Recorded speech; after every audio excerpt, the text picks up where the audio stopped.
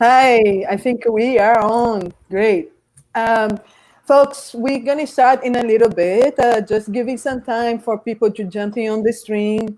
Meanwhile, just going to share a little bit how we're going to roll this today. My name is Isabela. I'm the executive director at Tor Browser, and I have Antonella here, the head of design and UX, and Matt Finkel, also the head of the Tor Browser team. So we will have a conversation today to talk about our recent release, the 9.5, and we will receive comments and questions through this YouTube chat. But also, if you want to send a comment via Twitter, just mention Tor Project, and we're going to be collecting feedback, questions, comments from y'all from there. Um, I have some folks from Gus is here on the and Al helping us on the backs, so they're going to be helping collecting that information. Again, we're going to start pretty soon. Just hang in there, a couple minutes.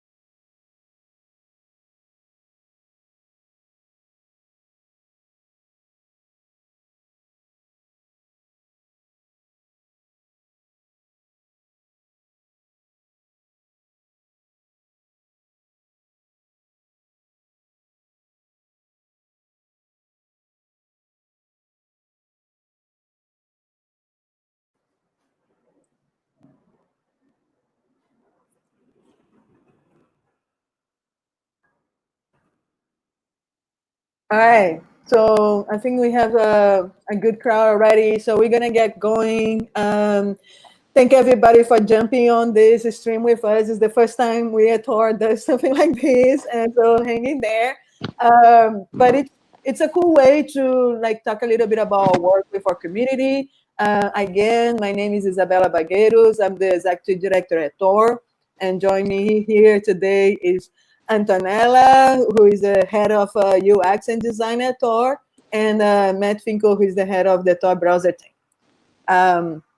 The way this is going to work is that you can make your comment or share your comment or make a question through the YouTube chat channel, or you can mention us on Twitter, just do at Talk Project and send us your question or your comment. We're going to have folks helping us keep an eye on those two channels, and they can interact with you. So now I'm going to move past the mic. We are here to talk about recent launch for the Tor Browser 9.5. So I'm going to pass the mic to Antonella to share a little bit about that work with you guys.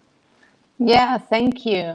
We released Tor Browser 9.5 this week, and we are very happy about that because it was a cross-team work. The network team, the browser team, the UX team, we collaborating together for this release.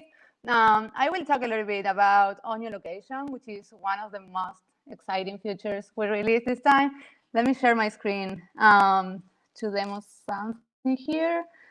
You download Tor browser, you open Tor browser, and something cool we released at this time, it's onion location. So basically, website publishers now can advertise their onion sites to their users by adding an HTTPS header. When visiting a website that has both an onion address and onion location enabled, users will be prompted about the onion, and you can see this small pill here. It's exactly for asking users to opt in to upgrade to their onion sites the first time of use. This is interesting because we decided to allow users to opt in because this is the first time we are introducing information about onion services into our browser. And this is for us an opportunity to open a door to educate users about onion services and empower them to make informed choices about that.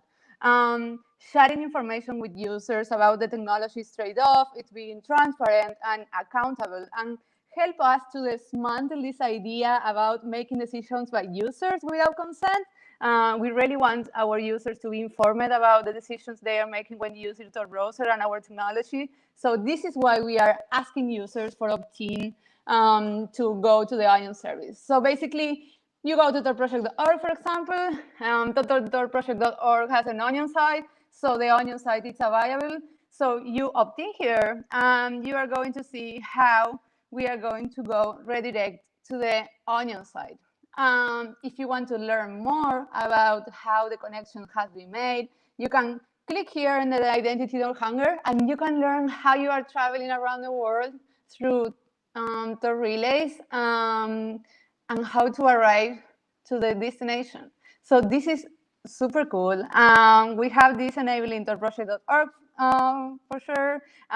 Folks at riseup.net has it enabled. Folks at ProPublica has it enabled. Write-us, and we are seeing more and more adoption on this. And it's super nice that how the community has been reacting about this first version of this HTTP header.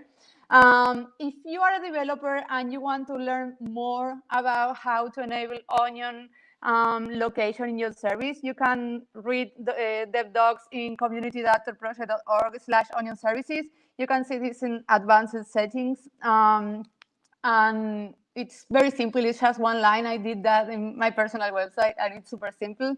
If you want something interesting also is if you want to opt-in for Onion sites always, you can make that opt-in choice in your preferences. So you go to About Preferences, and you click here Always. And if you go to torproject.org, for example, it will be directly to the Onion service, and you can load Onion addresses every time they are available. So this is the first time that we are prioritizing Onion services in Tor Browser, and we are super excited about that because it's something that will really allow developers to promote their own sites. And I will back to my face here. And I will pass the mic to my colleague Matt, who is going to talk about another kind of features that we have in shipping here. We are working super hard to make the Tor browser the best client to host Tor network users. And he will talk a little bit more about what we have been doing. Thanks, Antonela. Yeah, no, Onion location is really a fantastic feature, and we're so excited about all of the interest that we've seen around this. We're actually a little surprised by how many people have added it in the last 3 days since it was released. And we're really excited to see where it goes in the next weeks and months as more people add support for this. Let me see if I can share my screen. So the two features that I'm really excited about, in addition to Onion location, of course, is that we've now made it easier to identify problems that exist when you try to connect to Onion sites. So this is the Onion site for ProPublica, and when it loads correctly, obviously everything is great. But sometimes you maybe have a typo in the web address, and with older Onion services, particularly the version 2 Onion services, there's no easy way to identify exactly what the problem was. And particularly with typos, there was no way to know if you had the typo in the address, or if the Onion service was down, or if there was another problem. But with version 3 Onion services, that we actually have a way of identifying when different parts of the connection are failing. And that could be either you have a typo in the address, or the Onion service is down, or there's a weird interaction between the Onion service and the Tor network. So we're really excited about this version of Tor Browser because it actually gives users an opportunity to maybe correct a problem. So if they hand typed in a 56 character address, then it's pretty likely that you might have a typo in there. And at least with these error messages, if it's on the Onion services side, that's the problem, or if you just made a small mistake. And the goal of all of this is to make Onion services a bit more usable, because right now they're kind of usually just a black box, and it either works or it doesn't. And we're trying to really break it down so you have some idea of at what stage is it failing. And so just as an example, if I take this and change it to an 8, then we actually get the error message, and it says that the Onion address is invalid, which is exactly what we want. The other new feature that I'm extremely excited about is Onion naming. Now, Onion naming is a really hard problem, and this is something that has existed. The problem has existed for decades, and it really comes down to how do you create names that are secure in that no one can gain access or manipulate what name maps to what website. But how do you do it in a decentralized way, and how do you do it in a way that the name is actually human meaningful or human memorable? And so we basically started off, after years of discussing this,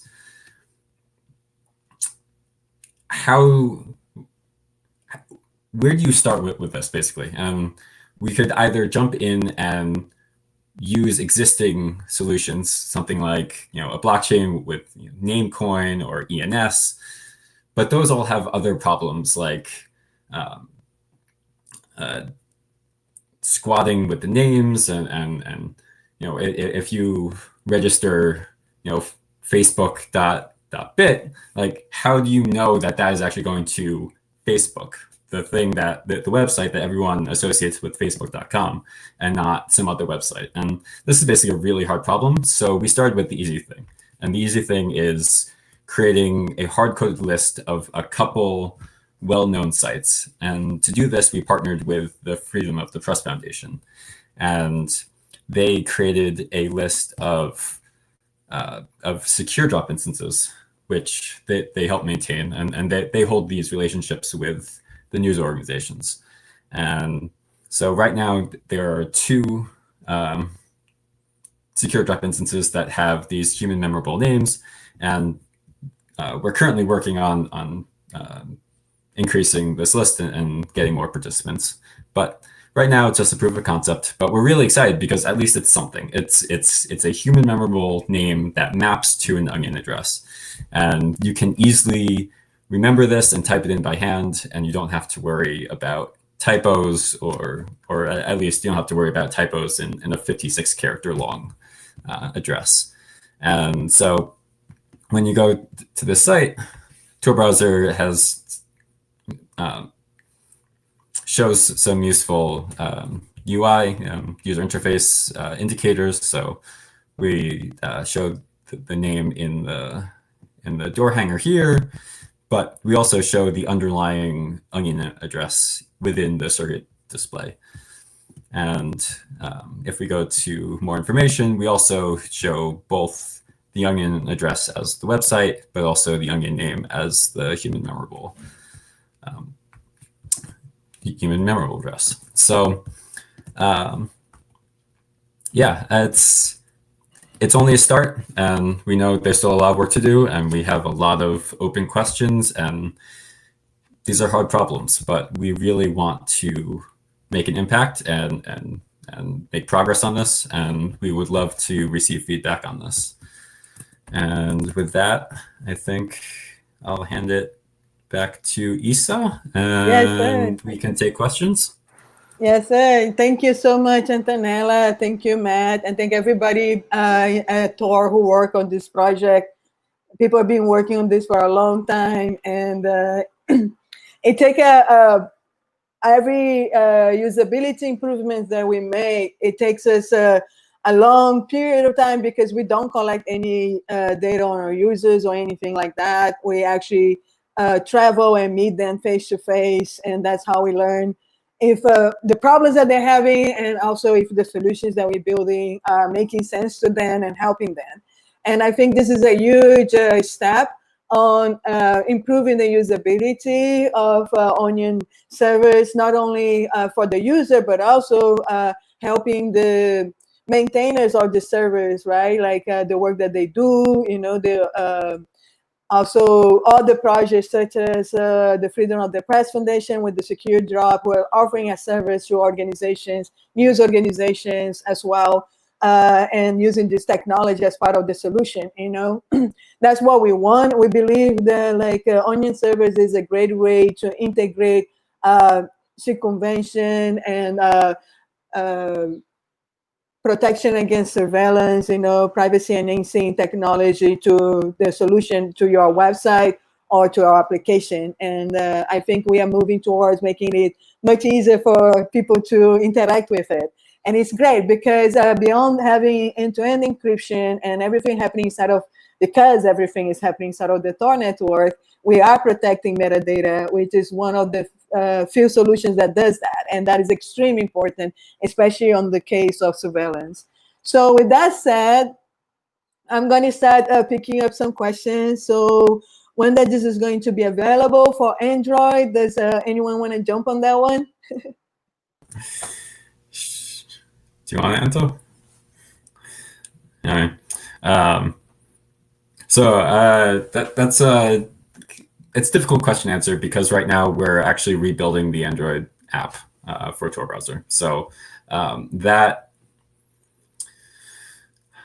I'm hoping that we'll have it by the end of the year, but probably more realistically towards the beginning of next year when we have the developer time to actually integrate these new features. Thank you, Matt.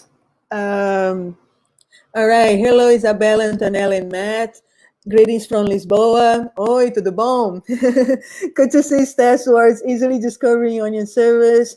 Are these new easy names still self-authenticating?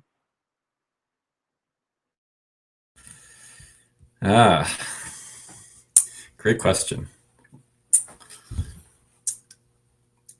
At the heart, no. They are names that map to self-authenticating addresses, but they themselves are not self-authenticating. There are some research mechanisms available to make them self-authenticating, but that isn't built into the browser right now. And we would like to see a future where that is the case, where these names are not just kind of high-level wrappers around the underlying Onion addresses, but actually have a self-authenticating part to them. But right now, it's because it is only proof of concept. We're really focusing on the usability part of Onion services and giving users a way to easily remember Onion services and less about the security implications. But whenever we reach a point where we have a system that scales to more than a couple secure drop instances, then we will need to have a way of providing self-authentication as well.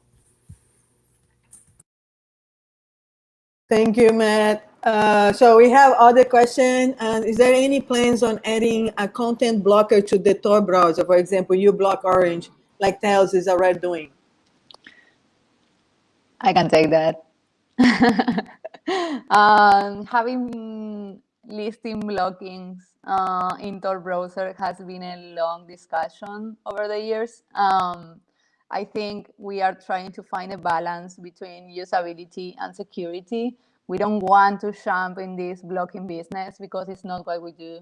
But something we are discussing. There is no a blocking extension right now in Tor Browser, but it's something we are discussing.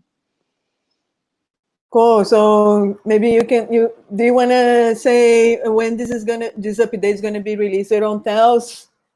Since I mean we are in touch with the Tails folks, but Antonella, do you have any idea?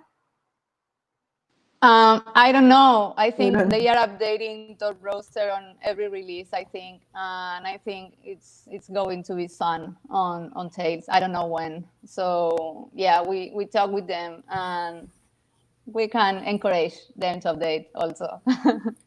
I thought this was included in a release on Monday or Tuesday. Oh, nice. Cool. So that's fantastic. So I think it's already there. That's really cool. We have a comment from a friend from Iran saying to please work on Android version. It's very necessary. We understand that. We understand that like most of the world, the only way they connect to the internet is mobile, and most of the world is on Android. That's why we started investing on an Android app for Tor Browser. And what the change, Matt, the change that the team is doing right now is a necessary one to keep up with Firefox, Mozilla. But as soon as we're done with that, we're gonna jump and bring the structures to the app. Matt, do you want to say anything? Nope, that covers it. Yeah, no. Our hearts are with the folks that really need it on Android, and we're gonna try to make it happen as soon as possible.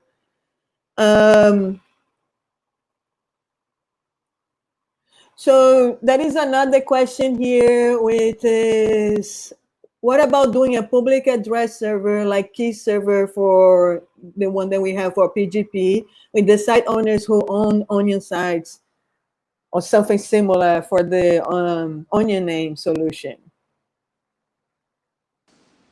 Tricky one. Do you want to answer that?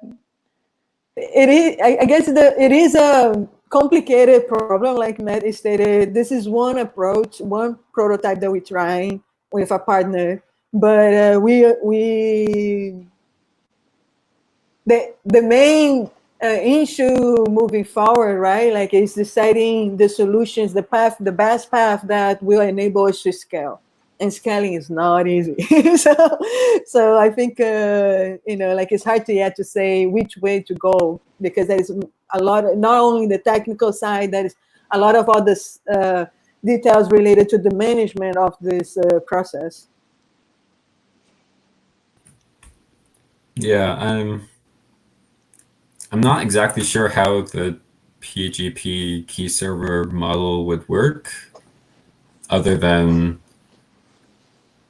a person can basically publish that some Onion address is associated with them, but I don't know how another person would confirm that, other than falling back on PGP, and then it sounds complicated.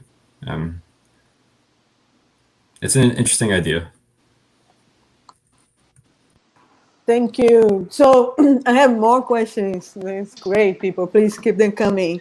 So we have one from Twitter. Does the Tor browser 9.5 encrypt my computer and phone? Can someone explain a little bit what is encrypting when you're using, what is being encrypted when you're using the Tor browser? You can go. Okay, sure. So Tor is special because it takes your connections from your computer, and at least with Onion services specifically, there is another Tor instance on the other side at the website, and the connection between your computer and the website, that connection is encrypted.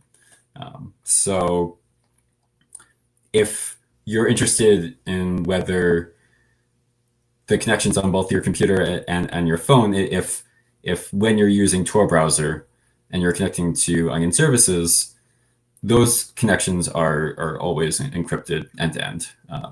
It does not encrypt anything on your hard drive or any files. Also, when you connect to a normal to an internet address, Google or Facebook or something like that, then there's an end-to-end connection between your computer and what we call the exit nodes in the Tor network, the last node in the Tor network before the connection is made to the destination website. So the connection from your computer to the exit node is again end-to-end encrypted, but then from the exit node to the destination website is not, which is why we highly recommend and try it as best we can to use TLS SSL, and that's why we include HTTPS everywhere within Tor Browser. But good question. Oh, thank you for explaining, Matt. I think it's good, like a lot of people don't know the details and like what is actually being protected when they're using a tool. So it's very good to explain clearly what is actually being protected, I have another question, and this one is about the Snowflake. Folks want to understand more about how it works, the iframe widget, and if it's something similar to the Firefox, the proxy, like the Firefox plugin. Can someone talk a little bit about Snowflake?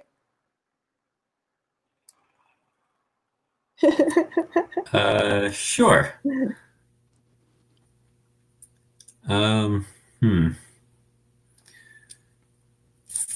So let me. We should do another one like with the anti-censorship team.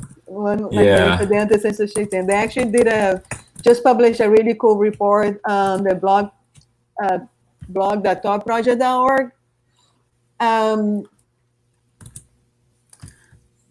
Yeah. Yeah, go ahead. Go ahead. Go. All right. I'll just quickly share my screen. So if I.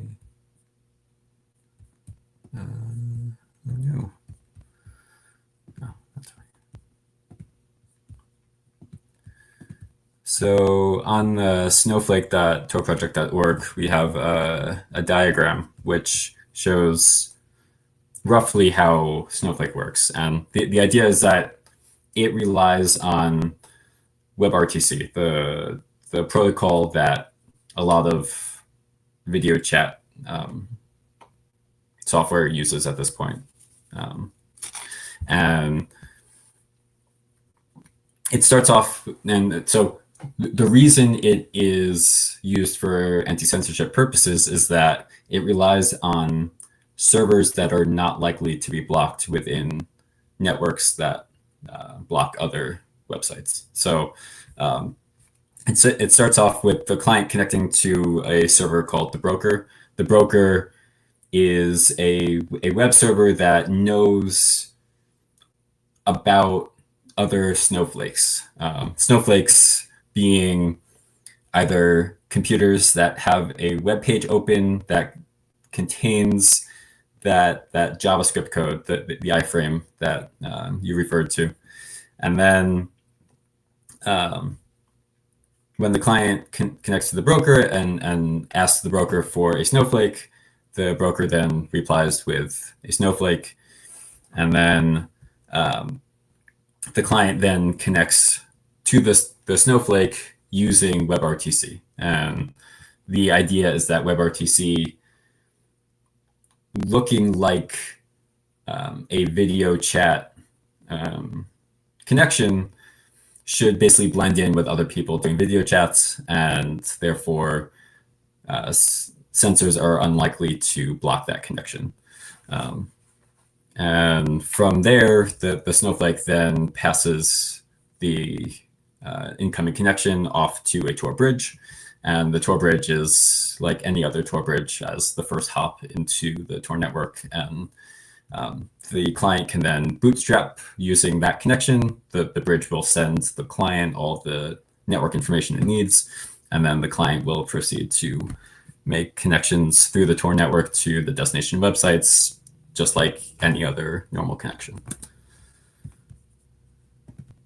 Thank you, Matt. And sorry for putting you on the spot, folks. We will also, like, this has been great, and we're going to continue answering questions. I just want to say that we're probably going to be doing more of this with people from other teams at Tor. And yeah, thank you for joining. And I will address one question that people asked it here related about how we're doing regarding funding. I know people saw we had to unfortunately let go for a good size, like of 1/3 of our staff, and this was not an easy thing to do. I really also would like to thank everybody who, once they saw the note, came to us, and offered support, donated money, offered to put us like in different fundraising efforts to help us out. So this has been like one of the beautiful things about Tor and the Tor community. And also, it is never easy, but at the end, what we made it the call was to make sure that if we had to go through this process, we would do this with control, in a way that we will do all we could for the people that we had to let go, and we be able to provide them every support where we could. That's why we made it the call to make it this before. We would have to do the same thing without the conditions, to providing them everything that we could provide, to make sure to easy as possible, because it's not easy, but to ease as much as possible. But I would like to say that right now we are moving forward. We are shorter, like in staff, but we are moving forward. Many of the members is still around as volunteers with the community, and we hope to bring Tor back up again, and restaff folks, and bring the structure that we need, because we are, like you saw, we are a very small team. We are a non-profit. We are trying to make sure that this tool, especially in a moment like this, in a moment that we are living this pandemic, in a moment where people are, most of their lives, it has to be online. There is no other choice, it's extremely important that people has a tool that they can use, that they can trust, for accessing information, for sharing information, for communication, for organizing, for talking with each other, and especially for looking for help. There is a lot of cases going on where staying home is not the safest thing to do, and we have seen a lot of use cases for domestic violence of tools like Tor, or tools who have high surveillance protection. And this is extremely important in a time like this. So I think it's really good to be able to come here and talk with y'all, and share these features that we are building, and talk a little bit about the work that we're doing. And we want to also share a lot with everybody, and tell you all that we appreciate every support, all the support from everybody. And we're looking forward, to overcome, healthy, like go over this crisis in a healthy way. But also we're looking forward to, not only for Tor, but I think this whole world is going to a lot of process, right now. So we're looking forward that, like, at the end of all of this, we all in a much better place, and that's why we are working so hard despite everything. And we are thinking that we're not alone in this world, that it's like people all around the world too, working and fighting really hard despite everything. So let's keep the spirit on that. And we appreciate people checking in, making sure that we're doing all right. Thank you for doing that. Now I'm going to jump on another question. Let's see what we have going on here. Will there be an up-to-date video for new people who want to run relays? An up-to-date video on how to properly configure the Tor config. People are right nervous with Linux. Yeah, I think the next slide should be a community one.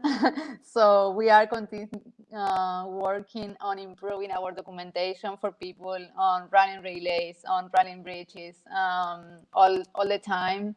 So I cannot say we are going to release that tomorrow, but we are working all the time on improving our documentation for people to understand, and to bring to the network not just tech savvy people, but people who is interested in collaborate. So if the person who made the questions want to collaborate, can jump on IRC. We are there. We are, every day you can talk with Gus, who is behind the scenes right now. But yeah, it's a community effort, and we are working on that. Thank you, Anton. There is a question here. If you use Tor on Android phone, could Google still see what you were doing on Tor since they control the Android OS? Who wants to take the tricky question? It depends on how much you trust Android and how much you trust Google. I think at some point you need to have a little bit of blind trust, in that if you don't trust Google, or you don't trust the Android operating system on your phone, then maybe you shouldn't own a phone. It's you have to start somewhere with some base root of trust. And so I personally use Android, and I trust that they aren't monitoring everything I do on it. But for some other people, maybe not trusting your phone is within your threat model, and you should really consider who is your adversary. Who are you worried about watching you, and what information are you willing to let leak and let some organization see, and what information is more important and critical to your safety. So I would say in general, it's probably safe to assume that Android is not spying on you, but that is not something that we can tell you is happening. Yes, indeed. Thank you, Matt. So someone here would like to get involved or writing code, and they will go to our website. Is there any other thing that we can share with this person who wants to help writing code? We released last month community.torproject.org. It's a portal for people who wants to collaborate in different levels. So please go through the portal, click around, see what we are working on, and find some IRC channel and try to join. And we are going to be there to talk with you.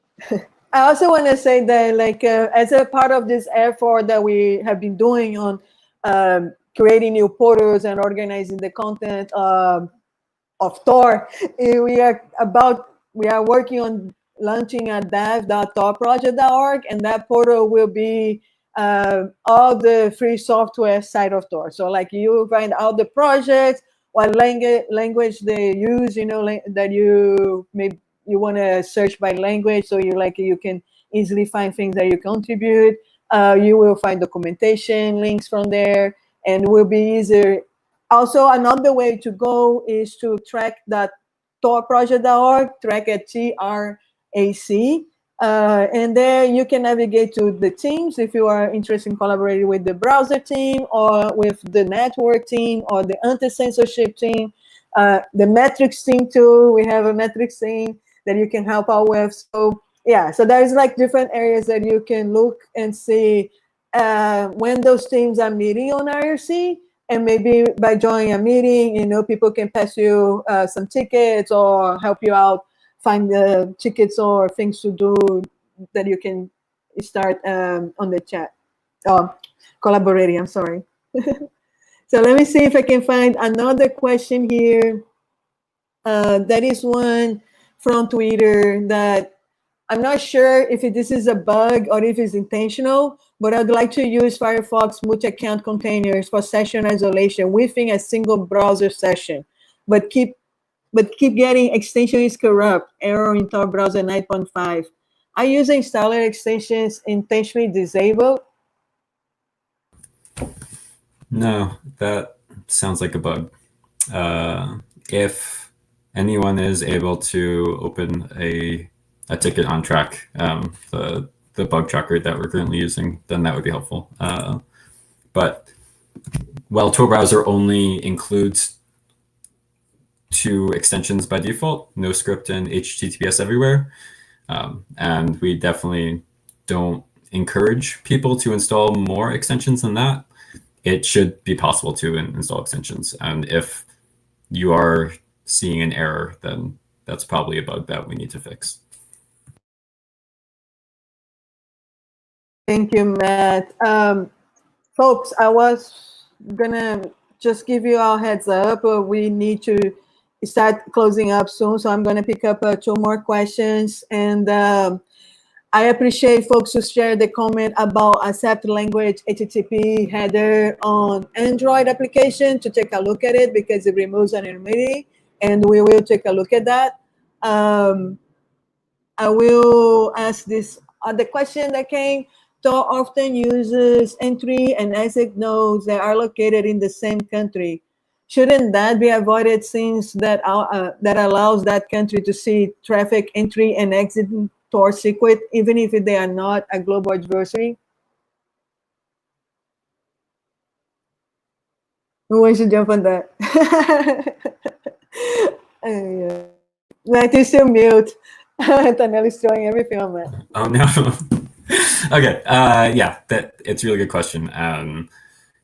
It's a really complicated question because on the one hand, it is true that entering and exiting in the same country is more likely to pass. It is to use either the same internet service provider or internet service providers that might work together with each other and potentially de-anonymize Tor users.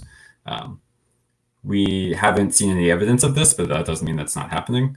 But the underlying problem is that this is, to a large extent, still an open research problem. And how, once you start restricting the Tor relays that you can use within a Tor circuit, that affects your anonymity as well. And so if you're exiting, or if you're entering in the Netherlands, and then the Netherlands, say, has 20% of exit capacity, and then you don't exit out of the Netherlands, then that has some bias in the nodes that you select, and therefore that might introduce some uniqueness into the types of connections and circuits you make. So we need to be very careful about how circuits are made so that it doesn't reveal too much information about users and their configuration. Awesome, thank you. All right, so the last one, what is the most needed besides funding to support the Tor project? I understand funding is a key component to keep the project going, but what else can people do to help the project? So yes, there's a lot people can do to help the project, and this is great question. So you go to community.torproject.org, and just by arriving at community, you will see different areas. That is, the first one is training, and there are people all around the world, and we actually work with partners, especially in the global south, who are, working with their local communities, people, groups at risk, that needs support for the work they're doing or for the struggle, the human rights offenders, that they're fighting. So this is material for folks who are doing that on the ground. There is a lot of ways to help here. One is actually do trainings. Another one, collaborating with creating more curriculums, different types of trainings for different use cases. So another way here is actually translating those trainings so it's useful for people around the world. Outreach is an area where you can, either, if you want someone from Tor to come to an event and talk, it's a way to get connected with us for that, but also is a way for you to see materials if there is an event going on at your school, university, or just in your community that you want to share some information about how to be safe online. You can find that flyers and other things there. On your servers, like Antonella said, if you want to adopt this technology for your website, or you are tech savvy and you want to help an organization, a human rights organization, a women's rights, reproductive rights organization, setting up this type of service for the people they're assisting, this is the way to go. You're going to find a lot of documentation also from like more technical, and also from other like easy tools, like the enterprise toolkit for onion service, which is a great tool that make it easier for you to create onion dresses.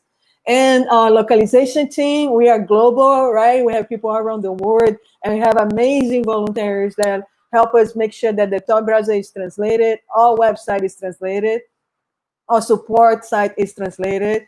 So if you want to help, like translating Tor, here's where you're going to find the information, how you can jump in and help out on that. Finally, we have the user research. This is Antonela area. Like I said before, we don't collect any data on our users. The way we do is actually we have help of people who meet with our users, conduct certain research for us. And this page is where you're going to find information. For instance, you can see where there are beta testing, like alpha releases for you to download, to show a feature before it's on production to a user. And give us the feedback on what we're working.